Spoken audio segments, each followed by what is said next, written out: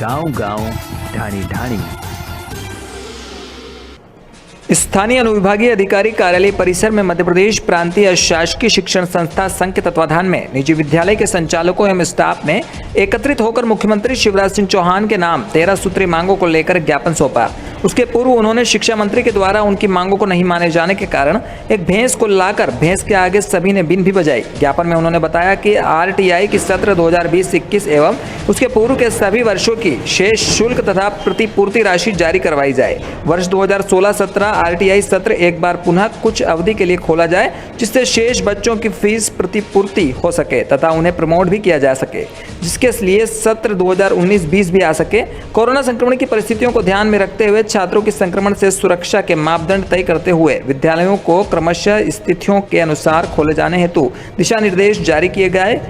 मध्य प्रदेश शासन को केंद्र सरकार से मांग कर विद्यार्थियों के टीकाकरण की व्यवस्था करवाकर टीकाकरण उपरांत पालकों की सहमति से छात्रों को विद्यालय में शिक्षण हेतु बुलाया जाए। साथ ही विद्यालयों में कार्यरत स्टाफ कर्मियों का टीकाकरण शीघ्र कराया जाए। मध्य प्रदेश शासन को स्पष्ट निर्देश जारी करना चाहिए, जिससे कक्षा नर्सरी 1 से 12वीं तक के विद्यार्थी जहां जहां अध्ययनरत हैं वर्तमान में इस सत्र में वहीं रहे। सिर्फ पूर्ण शुल्क जमा उपरांत स्थानांतरण के प्रकरणों को छोड़कर किसी अन्य विद्यालय में प्रवेश न दिया जावे एवं मैपिंग भी नहीं की जाए। जब तक निजी विद्यालय पूर्ववत सुचारू रूप से प्रारंभ न हो, बैंकों के ऋण राशियों को ब्याज मुक्त एवं बाद में जमा करने की सुविधा दी जाए। राजस्व, विद्युत, परिवहन आदि विभागों की व्यावसायिक दरों से संधारित राशियों को घरेलू दरों पर पुनः निर्धारण कर समायोजित किया जावे। निजी विद्यालयों को उनकी परिस्थितियों अनुसार वैकल्पिक शिक्षण व्यवस्था, ऑनलाइन, व्हाट्सएप, मोहल्ला कक्षाएं, प्रोजेक्ट आधारित शिक्षण एवं अन्य व्यवस्था से शिक्षण की अनुमति दी जाए। इस प्रकार की 13 सूत्रीय मांगों को लेकर मुख्यमंत्री के नाम मांग पत्र निजी विद्यालयों के संचालकों एवं स्टाफ ने मिलकर दिया। आगरमालवा से इसके मीडिया के लिए कमलेश माली की रिपोर्ट। मालवा के सुसनेर गलखड़ा मंडल के सभी विद्यालय संचालकों द्वारा आज SDM सुसनेर को मुख्यमंत्री के नाम ज्ञापन दिया गया, जिसमें क्योंकि कोरोना की तीसरी लहर जैसा कोई विषय अब नहीं है और वैक्सीनेशन बहुत तेज़ी से पूरे देश में चल रहा है, इसकी स्थितियाँ अनुकूल हैं। अब कोई कारण नहीं है कि विद्यालयों को बंद रखा जाए। तो इसलिए हमारी प्रथम और प्रमुख मांग ये है कि सभी जिलों में मध्य प्रदेश में सभी अशासकीय विद्यालय कक्षा नर्सरी से लेकर के 12वीं तक तुरंत खोले जाएँ। जो RTI के जो निःशुल्क बच्चे पढ़ते हैं उनकी फीस जो पिछले 4-5 वर्षों की शासन ने बिना किसी कारण से रोक रखी है वो तत्काल दी जाए। इसके अलावा विद्युत के जो बिल हैं, वाहनों की जो किस्तें हैं, इन सबको तुरंत बिना किसी प्रभार के माफ़ किया जाए। आगामी आदेश तक ये हमारी कुछ प्रमुख मांगें थी, जिसके लिए आज शासकीय विद्यालय संघ ने गांव-गांव, ढाणी-ढाणी।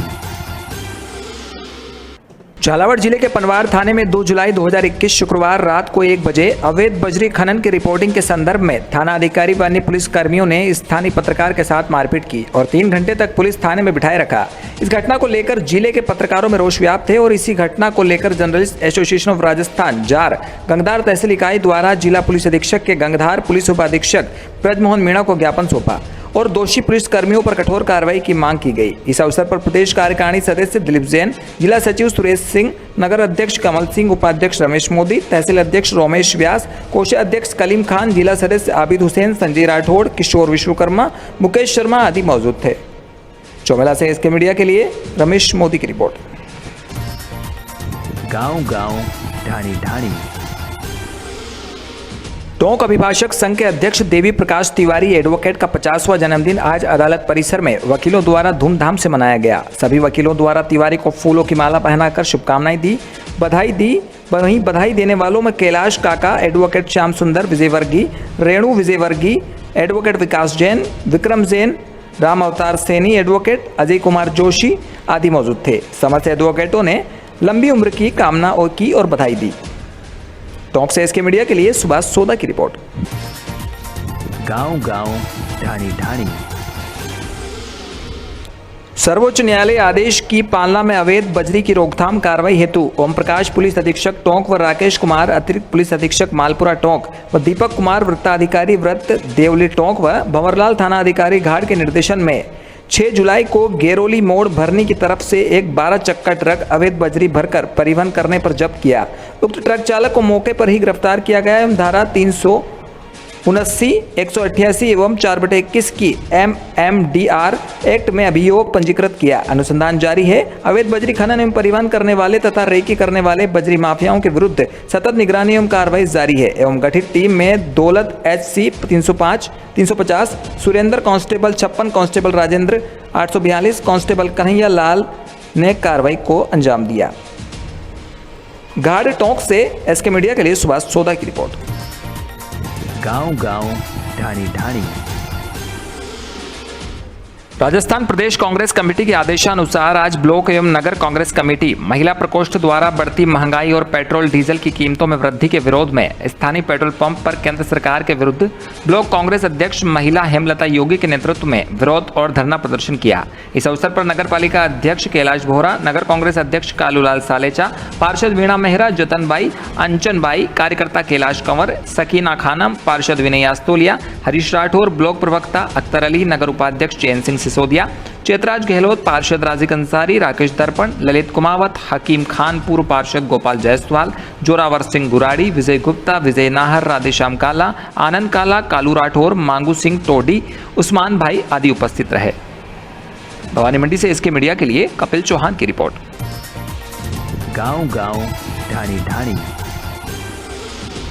मंदसौर जिला कलेक्टर मनोज पुष्प के आदेश पर तुरंत कार्रवाई करते हुए भानपुरा तहसीलदार व नगर परिषद भैंसोदा के प्रशासक राकेश यादव ने लंबे समय से विवादित चल रही भैंसोदा मंडी पुलिस चौकी के पीछे वाली जमीन को राजस्व निरीक्षक व 5 पटवारियों की टीम द्वारा नब्ती करवाकर शासकीय भूमि के बोर्ड लगाए। साथ ही वैधानिक कार्रवाई कर 2315 सर्वे नंबर आबादी वाली 0.340 हेक्टेयर भूमि को शासन के अधीन लिया। लेकिन वहीं दूसरी ओर भैंसोदा मंडी में ही कई ऐसी कॉलोनियां हैं जिनमें टाउन एंड कंट्रीशिप एक्ट के तहत कॉलोनाइजरों द्वारा स्लम एरिया व सार्वजनिक उपयोग की जमीन का सरकारी उपभोग के लिए शपथ पत्र दिया था, परंतु वर्तमान में कॉलोनाइजरों द्वारा ऐसी कॉलोनियों में अवैधानिक रूप से सार्वजनिक उपयोग व स्लम एरिया की जमीनों तक को छोड़ा नहीं जा रहा। मिलीभगत से कॉलोनाइजरों द्वारा सार्वजनिक उपयोग की जमीनों को भी औने पौने दामों में ठिकाने लगाया जा रहा है। इसी के चलते भैंसोदा मंडी की कॉलोनियों के 12 सरकारी पार्क अभी तक कागजों में ही धूल खा रहे हैं। वहीं कई कॉलोनियों तो अनडेवलपमेंट के चलते शासन को हस्तांतरित भी नहीं करवाई गई है, जिसके कारण अधिकतर रहवासी मूलभूत सुविधाओं से परे हैं। अब ऐसे में देखना दिलचस्प होगा कि आखिर प्रशासन ऐसी सरकारी उपयोग की भूमि जो कॉलोनाइजरों द्वारा शपथ पत्र में दी गई है उनको अतिक्रमण मुक्त करा पाता है या नहीं। भैंसोदा मंडी से SK मीडिया के लिए bureau report Kapil Chauhan. Sir, आज जो है पुलिस चौकी के पीछे जो भैंसोदा मंडी के अंदर जो ज़मीन है उसको लेकर काफ़ी टाइम से विचाराधीन मामला चल रहा था। आज किस तरह की कार्रवाई की गई मौके पर पहुंचकर? एक्चुअली इसके अंदर ये जानकारी आई थी कि 2315 सर्वे नंबर जो कि आबादी क्षेत्र में है, इसके ऊपर फर्जी तरीके से स्वामित्व प्रमाण पत्र सचिव द्वारा दिया गया और इसका रजिस्ट्री करके इसके अंदर खरीद फरोख्त की कार्रवाई की गई है, जो कि अवैधानिक थी। इसके ऊपर जांच शिकायत आई थी, जांच की गई मेरे द्वारा। उसमें पाया गया कि सचिव की गलती है, इसने फर्जी तरीके से इसने स्वामित्व प्रमाण पत्र दिया है। इसका प्रतिवेदन बना के हमने उच्च अधिकारी को भेज दिए हैं, प्लस सचिव के खिलाफ कार्रवाई करने के लिए भी हमने अनुशंसा की है। ये ज़मीन की 36,000 स्क्वायर फीट ज़मीन है और बेश कीमती ज़मीन है इस नगरीय क्षेत्र में। इसको हम हमारे अंडर में ले रहे हैं क्योंकि शासन की ज़मीन है और खसरा में भी शासकीय आबादी क्षेत्र की भूमि हमारे अंडर में ले रहे हैं। इसका सीमांकन कार्य चल रहा है अभी। सर, प्लाट बेचान को लेकर भी कुछ हुआ है इसमें? ये प्लाट बेचांकन के संबंध में अभी तक किसी खरीदने वाले का हमारे पास में शिकायत नहीं आई कि हमारे द्वारा खरीदा गया या हमें बेचा गया। यदि विक्रय पत्र के आधार पर नामांतरण हुआ है तो इसके अंदर जो सचिव के खिलाफ कार्रवाई रही वैसी ही FIR की कार्रवाई भविष्य में अनुशंसा के आधार पर जिसने ज़मीन को खरीदा है और जिसने बेचा इनके खिलाफ भी कार्रवाई होगी। सर, वहीं दूसरी ओर देखने में आता है कि भैंसोदा मंडी की काफ़ी सारी कॉलोनियाँ ऐसी है जिसमें शपथ पत्र के अंदर कॉलोनाइजर द्वारा कॉलोनाइजर एक्ट में सार्वजनिक उपयोग के लिए जो भूमि छोड़ी गई थी, उसके बाद जो स्लम एरिया की भूमि छोड़ी गई थी जो सार्वजनिक उपयोग के लिए उपयोग में ली जानी चाहिए, लेकिन उन पर भी काफ़ी सारे प्लॉटिंग हो रहे हैं और रजिस्ट्रियाँ हो रही हैं उन पर। गांव-गांव, ढाणी-ढाणी। भारत विकास परिषद के प्रांतीय संरक्षक कमल सुरेका की पुत्रवधू एवं सार्थक सुरेका की धर्मपत्नी CA पूजा सुरेका ने अपने 29वें जन्मदिन पर नेत्रदान का संकल्प किया। पेशे से चार्टर्ड अकाउंटेंट पूजा सुरेका ने बताया कि लगातार समाचार पत्रों और टीवी मीडिया न्यूज़ में भवानी मंडी के नेत्रदान के समाचारों को पढ़कर उन्हें भी लगा कि इस परोपकार के कार्य को हम सभी को आगे बढ़ाना चाहिए। हम हमारे जीवन के पश्चात भी किसी असहाय नेत्रहीन को नई जिंदगी दे सकते हैं। इसलिए आज जन्मदिन के अवसर पर उन्होंने स्वयं यह नेत्रदान संकल्प करके अपने 29वें जन्मदिन को सेलिब्रेट किया। भवानी मंडी से एसके मीडिया के लिए रामदयाल गुजराती की रिपोर्ट। गांव गांव ढाणी ढाणी। टोंक जिला परिषद साधारण सभा की बैठक में आज जमकर हंगामा हुआ। भाजपा जनप्रतिनिधियों ने जिला प्रशासन पर अनदेखी का आरोप लगाया। टोंक सवाई माधोपुर सांसद सुखबीर सिंह जौनपुरिया व टोडा व मालपुरा विधायक कन्हैयालाल चौधरी ने बैठक में टोंक एसपी ओम प्रकाश के नहीं आने पर व उनकी जगह डिप्टी चंद्र सिंह रावत के आने पर सवाल उठाए। डिप्टी चंद्र सिंह रावत पर सांसद व टोडा मालपुरा विधायक कन्हैयालाल ने जमकर बरसे। काफी देर तक तानातनी चली। सांसद सुखबीर सिंह जौनपुरिया का कहना था कि जिला प्रशासन जनप्रतिनिधियों की बात नहीं सुनता है। जनप्रतिनिधि की शिकायत करने पर भी पुलिस कार्रवाई नहीं करती। इसी हंगामे के बीच अचानक टोंक एसपी ओम प्रकाश बैठक में पहुंच गए। एसपी के पहुंचने पर सांसद सुखबीर सिंह जौनपुरिया ने जिले की कानून व्यवस्था पर सवाल उठाए। उन्होंने कहा कि जिले में खुलेआम चरस, गांजा, अफीम की बिक्री हो रही है। इसके लिए एसआईटी की गठित टीम कोई कार्रवाई नहीं कर रही। इस पर एसपी ओम प्रकाश ने जवाब देते हुए कहा कि ऐसी कोई टीम गठित नहीं की गई है। जिले की कानून व्यवस्था दुरुस्त है। इस पर दोनों के बीच तीखी नोक-झोंक हो गई। दोनों ही एक दूसरे पर आरोप प्रत्यारोप लगाते दिखाई दिए। काफी देर तक बहस चलती रही। इसी बीच टोंक जिला कलेक्टर चिन्मय गोपाल ने बीच में पड़कर बहस समाप्त कराई। कुल मिलाकर जिला परिषद की इस साधारण सभा की बैठक जनप्रतिनिधियों और प्रशासन के हंगामे और तीखी नोक-झोंक की भेंट चढ़ गई। बैठक में जनप्रतिनिधियों और जिला प्रशासन के आपसी टकराव से ऐसा प्रतीत हुआ कि दोनों पक्षों के बीच कोई पुराना वाद विवाद चल रहा हो। इसके चलते दोनों पक्ष ही आपस में भिड़ते दिखाई दिए। आज जिला परिषद की इस बैठक में जैसे आग में घी डालने का काम कर दिया हो। ऐसा लग रहा था कि टोंक सवाई माधोपुर सांसद व टोंक एसपी ओम प्रकाश दोनों ही एक दूसरे पर बरसने की पूरी तैयारी करके आए हो। टोंक से एसके मीडिया के लिए ब्यूरो रिपोर्ट सुभाष सोदा। जिला परिषद की आज प्रथम बैठक है। इसमें सभी विकास के मुद्दों को उठाया गया और कानून व्यवस्था का जब नंबर आया तब कानून के मुद्दों पर उठाया गया। तब हमारे पुलिस अधीक्षक जी यहाँ नहीं होने के कारण हमने कारण बताओ नोटिस की जब चर्चा करी तब पुलिस अधीक्षक जी हमारे इस फ़ोन पर आए और गर्माहट भी यहाँ पे हुई और ये टीका टिप्पणी हमारे पर्सनल टीका टिप्पणी के रूप में बदल गई, जो गलत है। मैं समझता हूँ ये कांग्रेस का एक रूप दिखाई दे रहा है। जिस हिसाब से अधिकारी बहुत हावी होते जा रहे हैं। मैं समझता हूँ पहली बात तो एसपी कलेक्टर को आना चाहिए। कलेक्टर उसके बाद में आई, एसपी आए नहीं। और एक डीएसपी मीटिंग में है। डीएसपी सिर्फ एक मतलब पर्टिकुलर एरिया का होता है, वो जिले की जवाब नहीं दे सकता।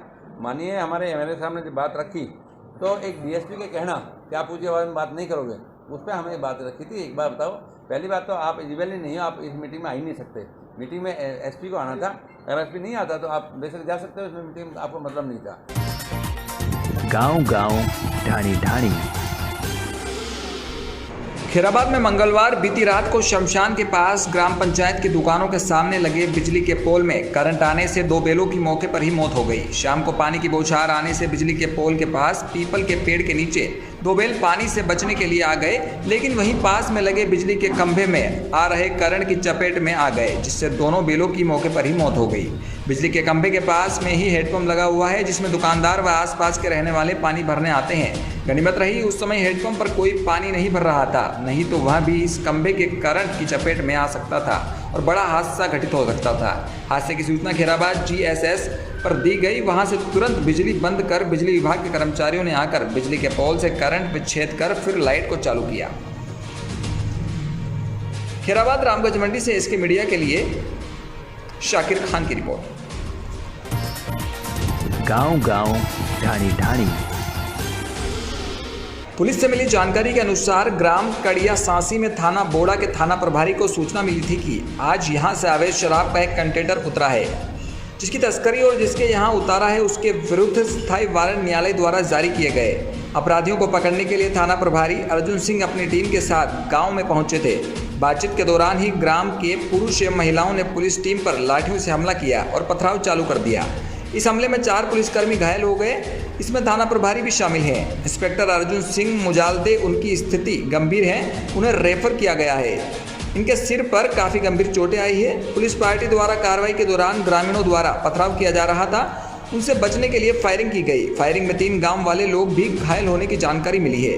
उन्होंने बताया कि कड़ियासासी गांव में अवैध शराब के कारोबार में संलिप्तों के विरुद्ध न्यायालय से जारी वारंट में फरार आरोपियों पर दबिश के दौरान पुलिस पार्टी पर हमला करने वालों के खिलाफ एफआईआर दर्ज की गई और घायल पुलिसकर्मियों को उपचार हेतु रेफर किया।